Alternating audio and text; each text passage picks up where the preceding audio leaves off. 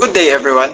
I am Jacob Flores, one of the proud members of Kilosang Mechanical ni Rizal, a movement that honors the brilliance and patriotism of Dr. Jose Rizal. Together, we aim to move the nation forward through knowledge, critical thinking, and progress. Good day, everyone. I am Lance Vestijo, also one of the proud members of Kilosang Mechanical ni Rizal.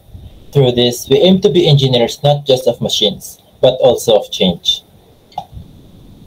Mabuhay! I am Mark Anthony Feliciano, one of the members of the Kilosang Mechanical ni Rizal, a movement where the brilliance of Dr. Jose Rizal meets the world of mechanical engineering. Lesson 3. Rizal's Life, Family, Childhood, and Early Education. This lesson will teach us about the life of Jose Rizal, to appreciate and understand who he truly was. It is important to explore his life, childhood, family, and early education. Along the way, we'll also learn about the people around him, the events he experienced, and how they influenced his early development. At the end of this lesson, you are expected to: number 1, describe people, events, influence on Rizal's early education. Next, analyze Rizal's family, childhood, and early education. And lastly, evaluate people and events and their influence on Rizal's early life. Kaya tara, Mekengs, let's turn back time and explore Rizal's life, family, childhood, and early education. Dr. Jose Protasio Rizal Mercado y Alonso Rialonda, the foundation of the patriot, writer, and reformist we all know. Jose Rizal was born on June 19, 1861 in Calamba, Laguna. Si Jose Rizal po ay nanggaling sa isang respetado at mayamang pamilya. He was the 7th of 11 children, and just 3 days after his birth, he was baptized by Father Rufino Colliantes, and during that time, Calamba was a prosperous agricultural town, known for its fertile soil and good climate. So, yung pamilya ni Rizal is belong to the Principalia or the local elite in Calamba. This was seen in their stone house, horse-drawn carriages, servants, and a well-stocked home library. Yung economic status ng pamilya Rizal came from their successful trading of rice and sugar, which also gave them the ability to send their children to study in Manila. However, kahit na sila ay mayaman, si Jose Rizal mismo was not blind to the injustices around him. Sa murang edad pa lamang, he witnessed the abuse of tenant farmers by Spanish friars or yung mga praile and the Guardia Civil, which sparked in him a growing social awareness that would later define his mission in life. In his early childhood, Rizal really showed signs of being a gifted and curious learner. Taught at home by his mother, he quickly learned to read and write, and grew up as a devoted Catholic. Then yung next natin is itong tatlong tiyuhin ni Rizal, si Tio Gregorio Alonso, Tio Jose Alberto, at Tio Manuel Alberto. So isa-isahin natin kung ano yung naka-influence sa kanila. Tio Gregorio, siya yung nag-influence kay Rizal upang magbasa. He taught him to read books like Vulgate Bible na naka-Spanish version. So yung Vulgate Bible is in Latin, nakasulat siya. And then, at a young age, pumunta naman tayo kay Tio Jose Alberto. Jose Rizal at a young age already showed inclinations to art. So, si Tio Jose Alberto, who was a traveler in Europe, developed Rizal by having drawings, sketch, and moldings of clay. Later in his childhood, he showed special talent in painting and sculpture. And lastly, si Tio Manuel Alberto. Tio Manuel had also encouraged him to indulge in horse riding, fencing, and other sports. So makikita natin dito na well-balanced yung physical, intellectual, and creativity ni Rizal. Konting trivia naman tayo. So, did you know that Rizal learned the alphabet at the age of 3 years old? So pagtungtong niya ng 5, he was already writing and reading in both Spanish and Tagalog, showing the extraordinary intellect that would one day challenge a whole empire of Spaniards. Now, Lance will introduce Don Francisco to us, Rizal's father. So, Don Francisco Mercado, or also known as Don Francisco and Gracia Rizal Mercado, was the father of Dr. Jose Rizal. So, he was a hardworking and principled farmer from Biñan, Laguna. So, pinanganak siya noong May 11, 1818, at yung kanyang mga parents ay si Juan Monico Mercado and si Cirili Alejandro. So, i-discuss natin muna yung kanyang ancestry. Kasi sinasabi si Don Francisco Mercado ay isang Chinese mestizo. So, bakit nga ba? Dahil ito sa patrilineal lineage niya na nag-trace sa Lamco mula sa kanyang great-grandfather na si Domingo Lamco, na isang Chinese immigrant who advocated for the poor and married Inez de la Rosa, a cultured mestiza from Manila. So yung mga anak nila or the descendants nila included local leaders such as Juan Mercado, a former Gobernadorcillo of Biñan and grandfather to Don Francisco, and siya rin ay nag-aral sa Colegio de San Juan, or parte na siya ngayon ng University de Santo Tomas in Manila, kung saan inaral niya yung Latin and Philosophy. So dito rin nakilala ni Don Francisco Mercado si Teodora Alonso, whom he married on June 28, 1848 at the age of 30. So nagkaroon sila ng 11 na anak, 9 na girls and 2 lalaki. So kagaya ng sabi ko kanina, yung character niya is known for his strength, resilience, and devotion to family and country. Pero kalaunan ay lumipat sila sa Calamba, Laguna. Dito ay naging isa silang wealthy inquilino or tenant. Kumbaga, nagpapaupa sila na isang Dominican-owned hacienda de San Juan Bautista na may about 380 hectares of land. So sa tulong na isa sa mga anak niya, which is si Pasiano Rizal, yung eldest son niya, he subdivided and subleased parts of the land, kung saan ito yung nag-provide para magkaroon sila ng prosperous life and good education para sa kanyang mga anak. And then namatay si Don Francisco Mercado on January 5, 1898, which is more than a year after Jose Rizal's execution. So una siya nilibing sa Cementerio del Norte in Manila, and then kalaunan na iti-transfer siya kasama ng kanyang asawa sa kanilang libingan sa Rizal Shrine in Calamba, Laguna. So a small trivia lang about Don Francisco was that he was so respected in their community that even Spanish friars, despite having tensions with Filipino tenants, acknowledge his honesty and integrity. So makikita lang dito na talagang maganda yung character na meron si Don Francisco kasi ina-acknowledge and ina-respect siya sa kanilang community. Isa nga siya sa mga few Filipino tenants na pinagkatiwalaan para i-manage yung mga large portions ng land sa Calamba na kanyang ginamit upang mapondohan yung pag-aaral ng kanyang mga anak. Pagkaya na dito yung pag-aaral ni Jose Rizal sa abroad. So ngayon, ipapakilala sa atin ni Jacob si Doña Teodora or yung nanay ni Dr. Jose Rizal. Doña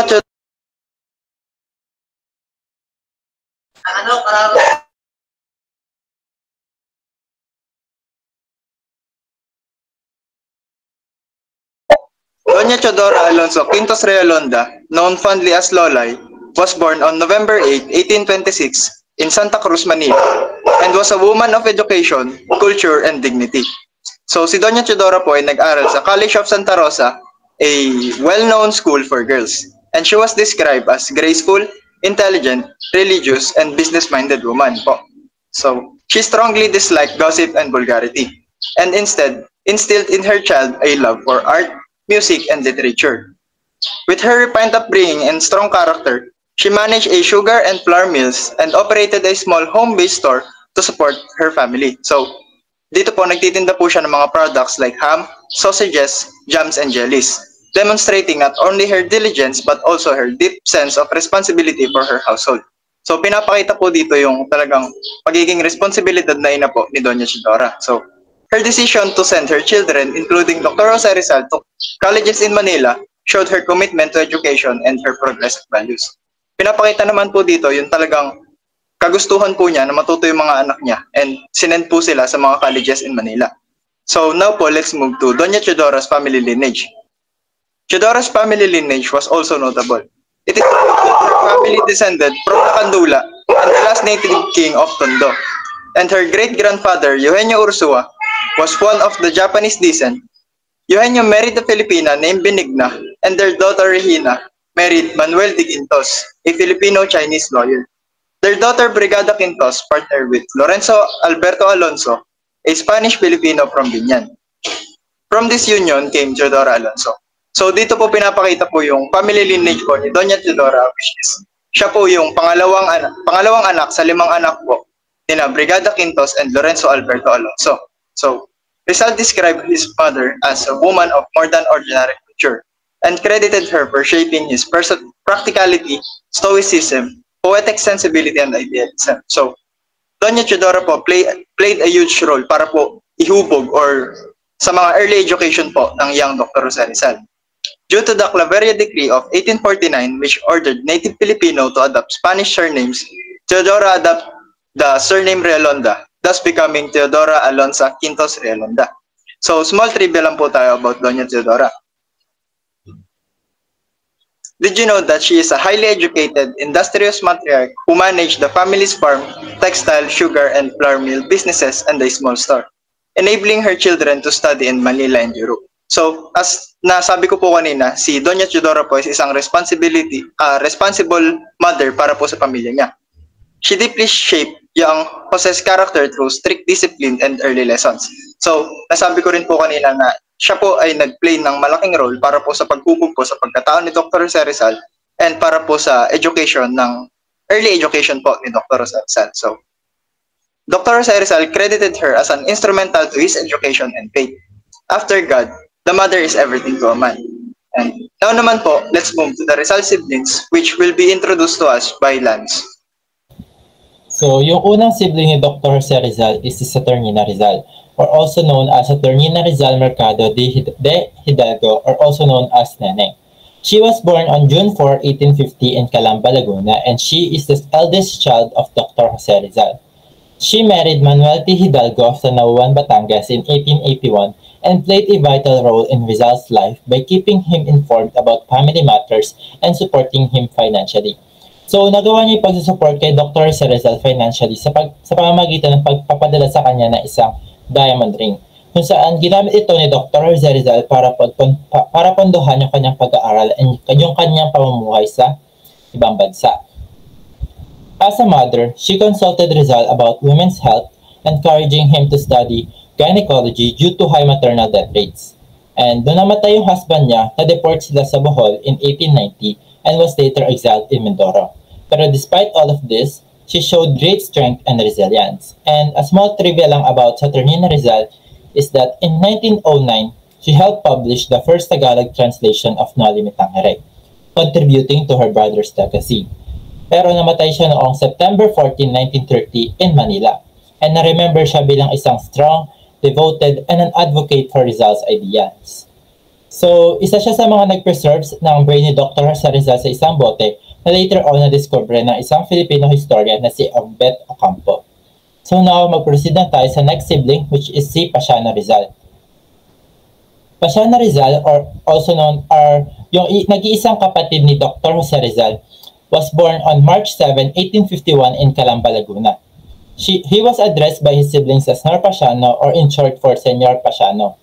Nag-aral siya sa San Jose College in Manila, wherein he later on became a farmer and a general of the Philippine Revolution.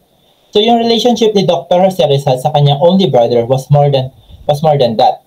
Pasiano became Rizal's second father, kung saan nilook up ni Rizal si Pasiano, kung saan nire-respect niya and binavalue niya lahat ng mga advice na binibigay nito sa kanya. It was Pasiano who accompanied Rizal when he first went to school in Biñan. Siya din yung nag-convince pa kay Rizal na mag-pursue yung studies niya sa Europe. Pero nung na-execute si Rizal in December 1896, nag-decide si Pasiano na sumali sa Katipuneros sa Cavite under General Emilio Aguinaldo. Nung naging isa na siyang Katipunero, Pasiano was commissioned as General of the Revolutionary Forces and elected as Secretary of Finance in Department Government of Central Luzon. After the revolution, Pasiano retired to his home in Los Baños and led a quiet life until his death in 1930. So a small trivia lang is that Pasiano Rizal was a close friend and student of Father Jose Burgos, one of the martyred priests of Gomburza. So nung na-witness niya yung execution ng Gomburza, it deeply affected him because he was a close friend nga ni Father Jose Burgos.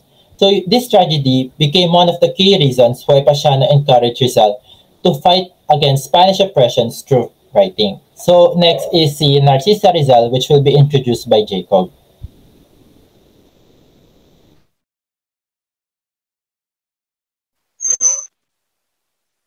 So now let's move naman po to Narcisa Rizal, or also known as Sisa.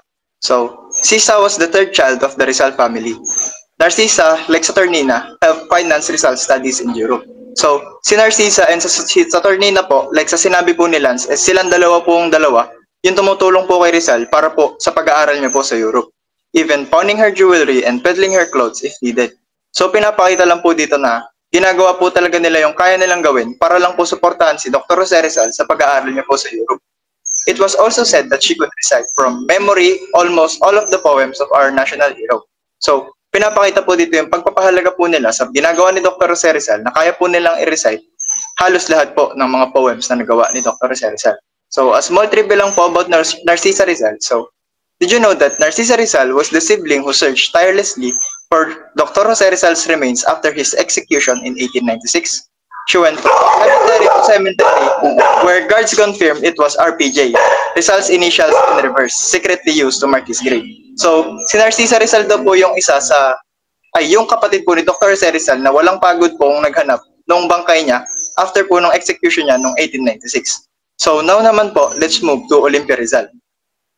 Olympia Rizal was fourth child of the Rizal family. So, Dr. Jose Rizal loved to teach her sometimes good-humoredly, describing her as his stout sister. Not to insult her po, but only to tease her and to show the closeness of close sibling relationship po. So, Dr. Jose Rizal's first love, Segunda Katigbak, is kaklase po siya di Olympia Rizal at La Concordia College. So, Dr. Jose Rizal confided to Olympia about Segunda, and the sister willingly served as the mediator between the two teenage lovers. So, si Olympia po yung parang nagiging way para po makapag-usap po si Dr. Jose Rizal tsaka po si Segunda Katigbak. And now, let's move po to the next sibling, which is Lucia Rizal, which will be introduced by Mark. Lucia Rizal was fifth child in the family. She married Marian Herbosa of Calamba, Laguna. Yung naging love story nilang dalawa is hindi naging maganda because Marian Herbosa was charged with inciting the Calamba townsfolk not to pay land rent and causing unrest. So yung couple was once ordered to be deported along with some Rizal family members. Lucia's husband died during the cholera epidemic in May 1889 and was refused to a Catholic burial because hindi naman sila nagpakasal ni Lucia. And then next naman nating sibling is si Maria Rizal. Maria Rizal was sixth in the Rizal family. It was to her whom Jose talked about wanting to marry Josephine Bracken when hindi naman pabor lahat ng pamilya ni Rizal sa pagpapakasal niya kay Josephine Bracken. In his letter dated December 12, 1891, Jose opened up to Maria the plan of establishing a Filipino colony in North British Borneo. In his letter dated December 28, 1891, Jose wrote again to Maria, "I'm told that your children are very pretty." So, makikita natin dito na close si Jose Rizal and Maria Rizal. Kaya nakapag-open up siya kay Maria Rizal about kay Josephine Bracken and doon sa pagtatayo niya ng colony sa North British Borneo. And pinuri pa ni Rizal yung mga anak ni Maria na sobrang ganda daw nito. And the next na sibling ko is Concepcion Rizal, which will be introduced by Lance. So, si Concepcion Rizal, or also called as Concha by her siblings, was the eighth child of the Rizal family. However, she died at the age of 3. And sa lahat ng sisters ni Rizal, sinasabi na ito daw si Concepcion Rizal, yung pinakaminahal ni Yang Pepe. Kasi si Concepcion was just a year younger than him. Jose played games and shared children's stories with her, and from her, naramdaman ni Rizal na yung sisterly love at a young age. So, hindi natin may kakaila na close si Concepcion at si Rizal dahil sa close gap ng kanilang edad. And nung namatay si Concepcion Rizal, doon din naranasan ni Dr. Jose Rizal yung kanyang first heartbreak. So, next is si Josefa Rizal. Josefa Rizal, or also called as Pangoy, was a ninth child in the family. Pangoy died as a spinster. So, isa rin si Josefa Rizal sa mga regularly na sinusulatan ni Dr. Jose Rizal. Pero sa lahat ng letters, the one dated October 26, 1893 was perhaps the most fascinating. Kasi nakasulat ito sa English and yung letter was addressed to Josefa as Miss Josephine Rizal. Pero nung namatay si Rizal or na-execute si Rizal, si Josefa is nag-decide na sumama rin sa Katipunan. Kung saan, siya pa nga dapat yung magiging would have been elected as the president of its women's section. So isa siya sa mga original 29 women na na-admit sa Katipunan along with Gloria de Jesus, yung asawa ni Andres Bonifacio. So yung trabaho nila sa Katipunan is sila yung nagsisafeguard ng mga secret papers and documents of the society. So yung ginagawa nila dito is sila yung mga nagiging distraction sa sessions kung saan nagkakaroon ng mga pagtitipon-tipon or nagkakano yung Katipunan. So sumasayaw sila and kumakanta para hindi magduda yung mga civil guards na nagkakaroon ng mga gatherings. So next sa sibling is si Trinidad Rizal na i-introduce sa atin ni Jacob. So, Trinidad Rizal, or also known as Trining, was the 10th child of the Rizal family. Historically, she became the custodian of Rizal's last and greatest poem. So, Dr. Jose Rizal entrusted her last and greatest poem to her sister Trining. So, bago po yung execution ni Dr. Jose Rizal, Trinidad and their mother, Doña Chedora, visited Dr. Jose Rizal in Fort Santiago itself. As they were leaving, Jose handed over to Trining an alcohol cooking stove, a gift from Padre de Taveras, whispering to her in the language which the guard couldn't understand, "There's something in it." And that something was Rizal Elegy, now known as Mi Ultimo Adios. So, parang pinapakita po dito kung paano po binigay ni Dr. Jose Rizal yung kanyang poem na Mi Ultimo Adios kay Trinidad Rizal. So, like Josefa, Pasiano, and the two nieces, Trinidad also joined the Katipunan after Dr. Jose Rizal's death. Now naman po, let's move to the next sibling, which is si Soledad Rizal. Soledad Rizal, also called as Choleng, was the youngest child of the Rizal family. Being a teacher, she was arguably the best educated among her sisters. So sinasabi lang po dito na isa po si Soledad Rizal sa well-educated sisters ni Dr. Jose Rizal po. In his long and meaty letter to Choleng, dated June 6, 1890, Dr. Jose Rizal told her sister that he was proud of her for becoming a teacher. He thus counseled her to be a model of virtues and good qualities for the one who should be better than the person who needs her learning. Rizal nonetheless used the topic as leverage in somewhat rebuking her sister for getting married to Pantaleon Tintero of Calamba without their parent consent. So, sinasabi lang po na sa letter po ni Dr. Jose Rizal, pinraise niya po yung profession po ng kapatid niya na si Soledad or Choleng na. And sinabi po sa kanya na maging role model po and gamitin po yung pagtuturo niya sa magandang way. So, which in-scold din po siya ni Dr. Jose Rizal sa pagpapakasal po kay Pantaleon Tintero na hindi po ipinapaalam sa pamilya nila. So, now naman po, let's move to the next topic na i-introduce po or i-discuss po sa atin ni Mark. Now you'll wonder, bakit naging Rizal yung pamilya Mercado? So, saan ba nila nakuha yung Rizal na surname? So, Rizal's family was Mercado, a name first used in 1731 by Domingo Lamco, his great-great-grandfather on his father's side. Domingo was a Chinese immigrant and merchant from Changchao, Fukien, who came to Manila around 1690. On the advice of friends of Domingo Lamco, he chose the surname Mercado, meaning market.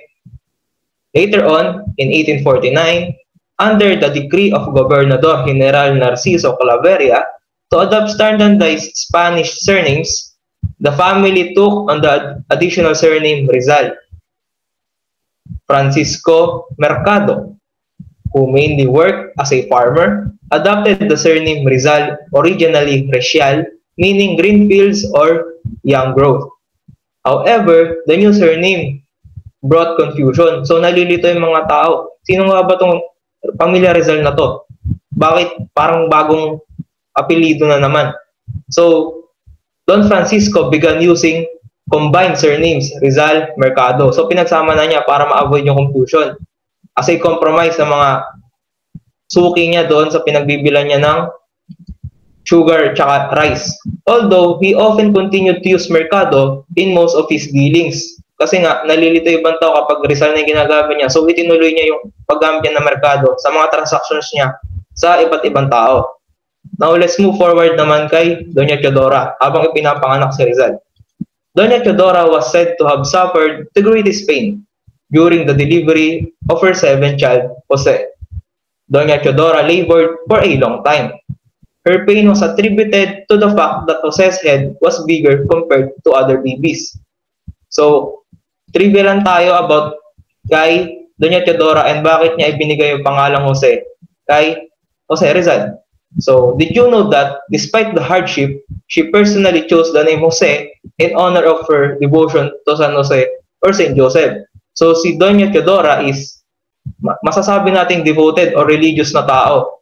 And then, later on, pinangalan niya yung Jose kay Jose Rizal as a reflection of faith but also his mother's deep resilience and love to Jose. Now, Lance will discuss the childhood memories of Jose Rizal. So, yung childhood memories si Dr. Jose Rizal began on June 19, 1861 kung kailan siya pinanganak sa Calamba, Laguna. So, shortly after his birth, he was baptized at the Catholic Church of Calamba by Reverend Rufino Colantes as his godfather. Pero noong September 28, 1862, yung church na pinagbaptizean ni Dr. Jose Rizal was destroyed or nasunog. Kaya yung record ng baptismal ni Rizal is nawala. By the age of 3 at 1864, natuto na si Dr. Jose Rizal ng alphabet mula sa kanyang nanay. Kahit na frail child si Rizal, he showed early signs of intelligence and curiosity. Dahil nga maaga siya natuto ng alphabet and he also led daily prayers in the religious household. So, at the age of 4 naman, noong 1865, kagaya ng sabi ko kanina, nung namatay yung kanyang sister na si Concepcion or si Concha, whom he dearly loved, nagkaroon si Rizal ng kanyang first heartbreak, kung saan nag-shed siya ng kanyang first real tears over her death. And then, yung childhood ni Rizal was filled with imaginative stories from his yaya, playing in their garden and enjoying the care and affection of his families. So, yung daily life niya, nakipag-participate si Dr. Jose Rizal sa kanilang nightly Angelus prayer, which is led by his mother. So, si Dr. Jose Rizal is na-bring up siya sa isang loving and religious household. So, yung mother influence, yung influence ni Doña Teodora kay Dr. Jose Rizal is malaki. Kaya siya yung naging unang teacher ni Dr. Jose Rizal and siya rin yung nagturo sa kanya ng story of the month, which will be later on discussed. So, at the age of 5, natuto na siyang magpakita ng mga artistic talents kagaya ng love for reading, riding his pony, and walking by the lake with his dog Osman and joining church activities. So, later on, sumali siya sa isang pilgrimage kasi inadmire niya and natuto siya kay Father Leoncio Lopez, the town priest. So, at the age of 7, nagtungo na nga siya sa isang pilgrimage sa Antipolo with his father to fulfill his mother's vow at his birth. Afterward, they visited his sister at Saturnina in Manila. So, at the age of 8, he had already wrote his first poem sa Aking Mga Kababata, and he already composed his first Tagalog dramatic play, which is a comedy. And other interest niya is yung about sa magic, books, nature, and warmth of his upbringing in Calamba. So, masasabi talaga na yung childhood ni Rizal sa Calamba is nagkaroon ng maraming happy memories dahil sa scenic beauty and hospitable people na naka-influence sa character ni Dr. Jose Rizal. So ngayon, i-discuss sa atin ni Jacob yung ang kwento ng Gamo-Gamo or yung the story of the month. So now po, let's discuss the story of the month or kwento ng Gamo-Gamo. So, Doña Teodora often held a storytelling session with young Jose Rizal to teach him important life lessons. Reading to him from the book Amigo de los Niños or The Children's Friend, which contains a children moral values, good manners, and Christian lessons. So, after scolding Dr. Jose Rizal for drawing on its pages, she read him a story about a young moth who ignored her mother's warning and flew too close to a lamp flame, eventually dying from its heat. So, after po manotice ni ni Doña Teodora yung young Dr. Jose Rizal po na parang hindi na po nagpipay ng attention and nagdo-drawing na lang po sa pages ng book ng Amigo de los Niños. She told him a story po about a young moth that hindi po sumusunod sa instruction po ng mother niya. So, as Doña Teodora told the story, a young Dr. Jose Rizal witnessed a real moth meet the same fate near the oil lamp on their table, deeply imprinting the lesson on his mind. So, during po na kinukwento po ni Doña Teodora yung story of the moth kay Dr. Jose Rizal, so nangyari din po yung mismong kinukwento po sa harapan niya po mismo, which is yun po talaga yung naging lesson po para sa kanya and the imprint po sa mind niya. So, this event became one of the most memorable in his childhood. And years later, Dr. Jose Rizal saw the tale of the moth as an allegory of his own life, a symbol of how he too would be drawn to the light of truth and justice, despite the risk or even death, ultimately leading to his martyrdom. So, the next topic po is the education in Calamba, which will be discussed by Lance. So, yung education ni Dr. Jose Rizal sa Calamba began at the age of 3, kung saan natuto nga siya ng alphabet and prayer sa kanyang mother. So, which is sinasabi natin kanyang first teacher, which is not merely a tribute but a factual truth. Dahil si Rizal mismo is in-acknowledge niya ito sa kanyang mga memoirs, kung saan kinay-credit niya yung mother niya for teaching him how to pray and read. So, nung panahon na when highly educated women were rare, Doña Teodora stood out with her ability to teach Spanish, reading, poetry, and values through literature. So masasabi natin talaga na isa si Doña Teodora sa mga magagaling na guro during that time. So di rin natin maikakaila na naging maganda yung upbringing ni Dr. Jose Rizal. So aside from that, natuto rin siya sa kanyang mga tiyo, which is si Tio Manuel, na nag-encourage sa kanya sa physical development, si Tio Gregorio na instill sa kanya ng love for education and reading, and si Tio Jose Alberto na nagturo sa kanya ng kanyang creative sides. So, at the age of 8, nakakasulat na siya ng kanyang poem. So, makikita natin na yung education ni Dr. Jose Rizal has paid off because he was already creating poems and plays at an early age. So, a small trivia lang about his education in Calamba was that his family hired private tutors, and among them were Maestro Celestino, Maestro Lucas Padua, and Leon Monroy, the last of whom taught Rizal Spanish and Latin until he passed away just 5 months into tutoring. So makikita natin dito na pinapahalagan talaga ng family ni Dr. Jose Rizal yung kanyang pag-aaral. Kaya di rin natin talaga maikakaila na naging maganda yung upbringing ni Dr. Jose Rizal, kung kaya naging national hero natin siya. So next is i-discuss natin ni Mark yung education niya naman sa Binyan, Laguna. Education in Binyan. So in June 1869, Jose Rizal was sent by his brother Pasiano to study under Maestro Justiniano Aquino Cruz in Binyan, Laguna, where he stayed at his auntie's house. So on first day of school, he humbly admitted that he knows a little Spanish and Latin. So makikita natin na si Rizal ay sobrang humble at mapagpakumbaba. Even though na marami na siyang inaral na Spanish and Latin, sinabi pa rin niyang konti pa lang kanya nalalaman, which drew laughter but soon turned into respect after he defeated the teacher's son, Pedro, in a fist fight. So, siyempre, nung tinuruan siya ni Uncle Manuel niya ng mga physical activities, natuto rin si Jose Rizal kung paano lumaban. Though he lost an arm wrestling match and faced several other fights, Rizal's courage and intelligence stood out. So nangibabaw pa rin yung talino ni Rizal nung panahon na yun. He quickly excelled in classes in all subjects, surpassing his classmates in Spanish and Latin, believing he had learned all the school could offer. Then after that, in-inform niya si Don Francisco, which is yung father niya.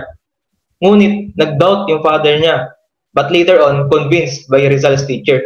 So noong una, hindi pa naniniwala yung tatay ni Rizal na siya yung top 1 sa klase nila. Pero yung teacher niya, nung sinabi na, is naniwala na. So as a result, despite nung hesitation ng nanay, which is si Doña Teodora, Don Francisco agreed to send Jose to Manila to pursue further education.